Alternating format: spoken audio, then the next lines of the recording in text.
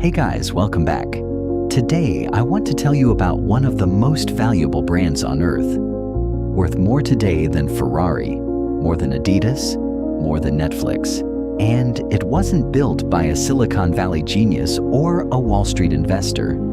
It was built by a small-town carpenter who, by the time he was in his 40s, had lost his workshop to fire, watched his business collapse in the middle of the Great Depression, buried his own wife, and was staring straight at total bankruptcy. Most people at that point would have given up. He didn't. Instead, he made a decision that everyone around him, including his own brothers, told him was reckless, even stupid. And that decision is the reason that somewhere in your house, or right now, there's probably a small colorful toy block that's been stepped on at least once. This is the story of how a man with nothing built one of the most powerful brands in the world and almost lost it all over again decades later in a crisis that nearly nobody remembers. Stick around, because the ending of this story is even crazier. To understand how big this story gets, you have to go back to April 7th, 1891, to a tiny farming town called Filskov in the Jutland region of Denmark. Ole Kirk Christiansen was born into a large, poor family of farm laborers, one of the youngest of several children, in a household where every hand was needed just to survive. There was no inheritance waiting for him, no family business, no safety net. From the time he could walk, he was working the fields alongside his father and brothers. But somewhere in those early years, Ole discovered something that would define the rest of his life. He loved working with wood. At 14, an age where most of us were still in school worrying about homework, Ole left home to become an apprentice carpenter under his older brother. It was hard, physical, unforgiving work, but he was good at it. Over the next several years, he traveled through Germany and Norway, picking up new techniques, refining his craft, learning things that a small Danish village could never have taught him. By 1916, he'd saved up enough to do something remarkable for a man of his background. He bought his own small carpentry workshop in a quiet little town called Billund, a name that means almost nothing to most people today, but that would eventually become one of the most visited places in Denmark. That same year, he married Kirstine Sørensen, and together they started building not just a business, but a family and a future. One plank, one chair, one ladder at a time. In those first years, Ole's workshop had nothing to do with toys. He was making the kind of practical, unglamorous things every household needed. Ladders, stools, ironing boards, furniture. It was steady, honest work. Not exciting, but reliable. Then, in 1924, something happened that would set the tone for the rest of his life. His own children were playing with wood shavings and offcuts from the workshop floor. The kind of harmless mischief kids get into. When a small fire started, it spread fast, and by the time it was under control, the entire workshop was gone. Years of tools, materials, and work reduced to ash in a single afternoon. For most people, that's the kind of disaster that ends a business. Ole didn't quit. He rebuilt, bigger this time, more ambitious than before, as if the fire had somehow convinced him to think larger instead of smaller. It was the first real glimpse of a pattern that would repeat itself again and again throughout his entire life. Lose everything, then build back stronger. If the fire was a warning shot, what came next was a full-blown storm. In October of 1929, the stock market crashed in New York, and within months, the shockwave had reached even a small Danish village. The Great Depression hit hard, And one of the first things ordinary families stopped spending money on was furniture. Nobody was buying new ladders or ironing boards when they could barely afford food. Ole's business, already fragile, started to crumble. And then, in 1932, tragedy struck again, this time personal. Ole's wife, Kirstine, passed away, leaving him a widower with several young children to raise in the middle of the worst economic collapse of the century, with a business that was hemorrhaging money. He had almost no choice but to lay off nearly every employee he had. One by one, the workshop that had once buzzed with activity went quiet. Denmark's economy was in freefall. Demand had disappeared, and Ole Kirk Christiansen, carpenter, widower, father, was staring at total collapse. It's worth pausing here, because this is the part of the story most people skip past too quickly. This wasn't a man with savings to fall back on, or investors to bail him out, or a second income. This was rock bottom in the most literal sense. And it was in that exact moment, not after things got better, but in the middle of the worst of it, that Ole made the decision that would eventually save everything. With almost no money left, he started making small, cheap items out of leftover wood scraps. Yo-yos, pull-along animals, miniature wooden trucks, simple toys. When his own brothers stepped in to lend him money to keep the business alive, they attached a condition: stop wasting time on toys. Focus on serious furniture instead.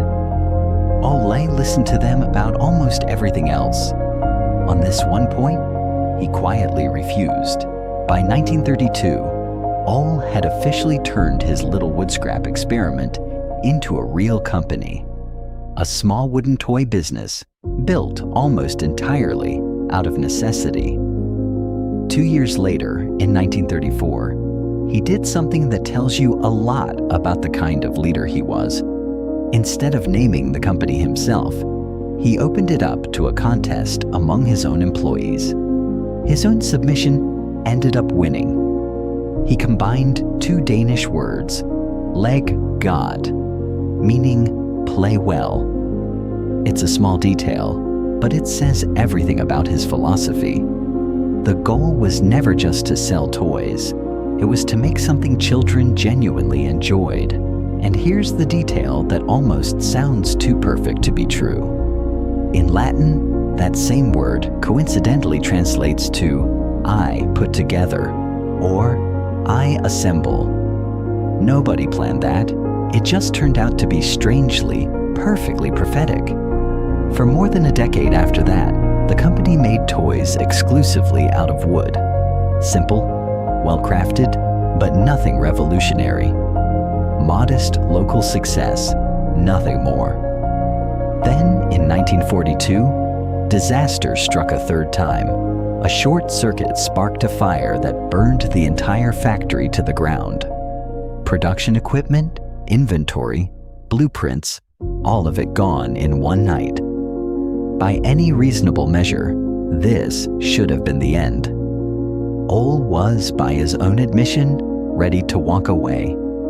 But he felt a deep sense of responsibility to the handful of workers who depended on him for their livelihoods, and once again, he rebuilt.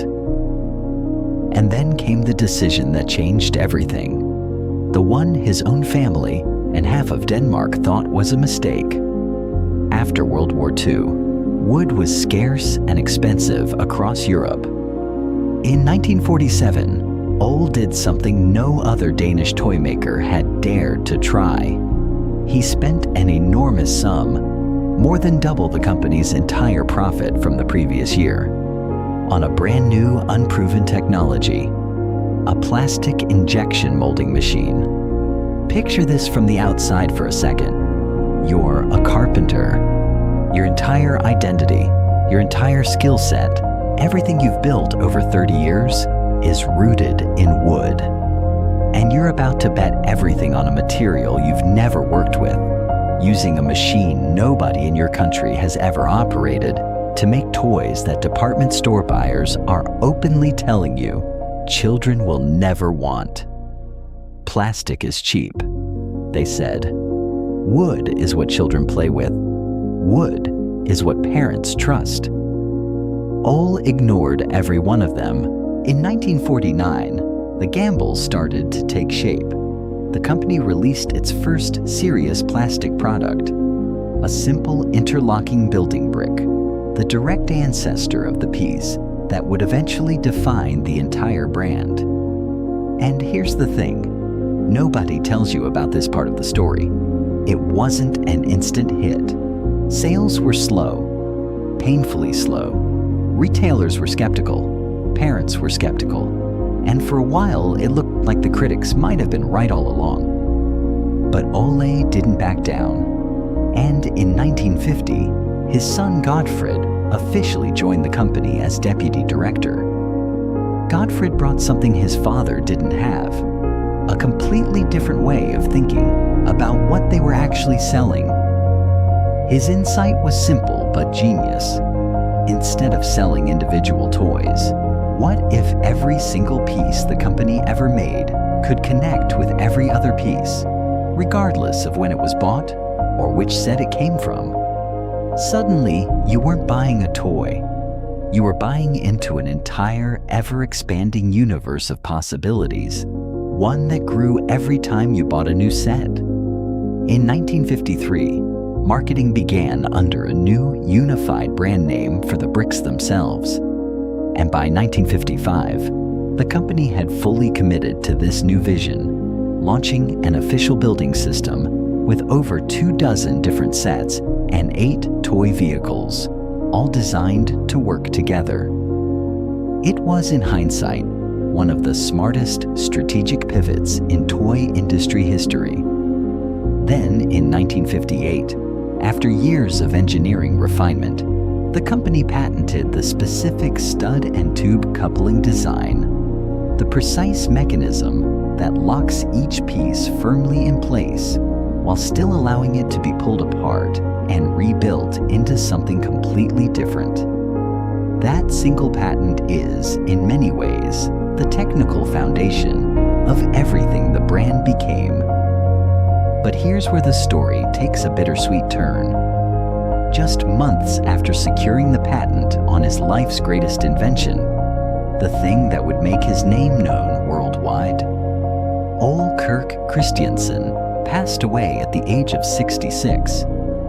He never got to see his toy company become a household name. He never saw the theme parks, the movies, the billions of dollars in revenue. His son Godfred took the reins from there, carrying his father's stubborn, unshakable belief in a small, colorful block into the next chapter of the story. Over the following decades, everything Ole and his son built exploded into something far bigger than either of them could have imagined.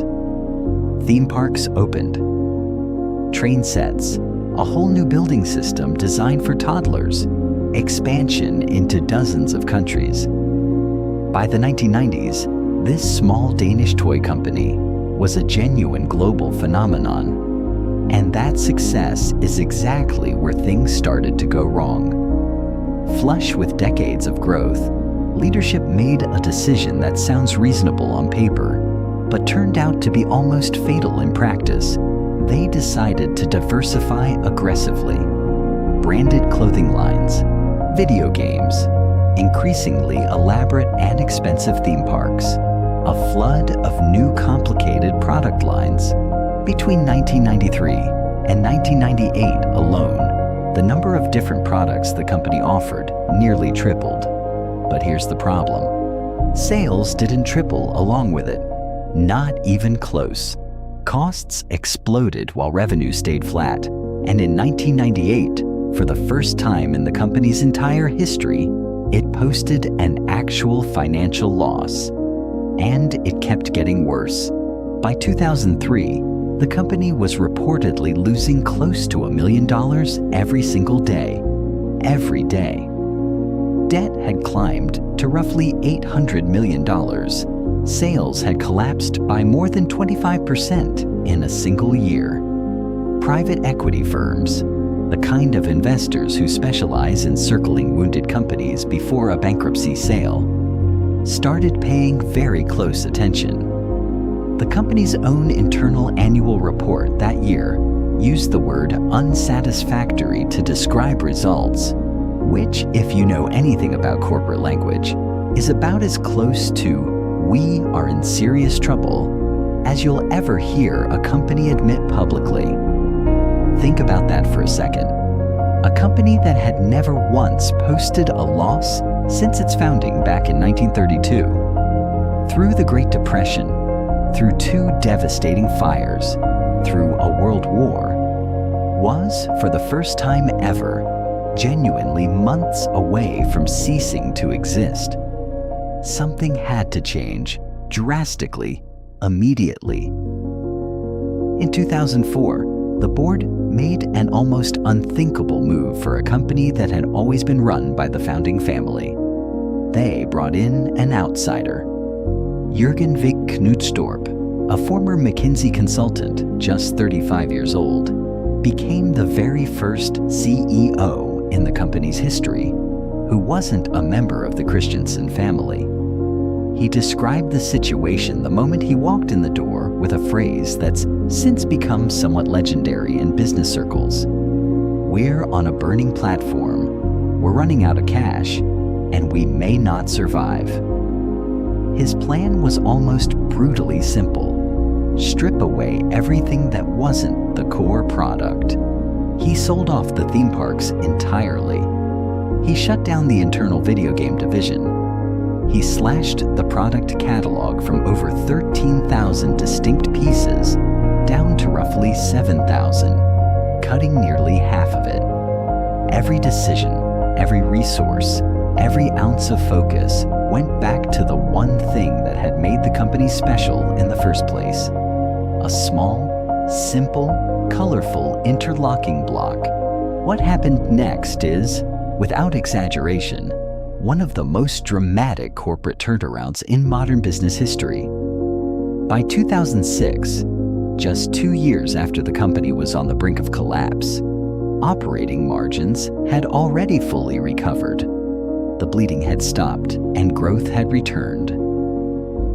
In 2014, an animated feature film built around the brand's building blocks grossed over $500 million worldwide at the box office, introducing an entirely new generation to a toy their grandparents had played with. By 2015, the comeback was complete. The company had officially overtaken its largest rival to become the biggest, most profitable toy company on the planet. And then, in 2021, came a detail so fitting, it almost feels scripted. Brand Finance, one of the world's leading brand valuation firms, ranked this small Danish toy company as the single most powerful brand on Earth, ahead of luxury automakers, ahead of tech giants, ahead of companies with 100 times the marketing budget. Today, it's estimated that roughly 7 sets of these little interlocking blocks are sold somewhere in the world every single second. Every second. Sit with that number for a moment. And it all traces back to one man, a carpenter from a poor farming family who lost his workshop to fire not once, but twice, who lost his wife in the middle of the worst economic collapse of the century, who was told by his own brothers to stop wasting time on toys, and who bet everything he had left on a material almost nobody trusted. If there's one lesson in this story worth actually remembering, it's this. The decisions that look the riskiest in the moment, the ones everyone around you is telling you not to make, are sometimes exactly the decisions that end up defining a legacy that outlives you by more than 100 years. If you made it this far, let me know in the comments. Did you grow up playing with these? And more importantly, what other brand's origin story do you want me to dig into next? I read every single comment, so drop your suggestion below. See you in the next one.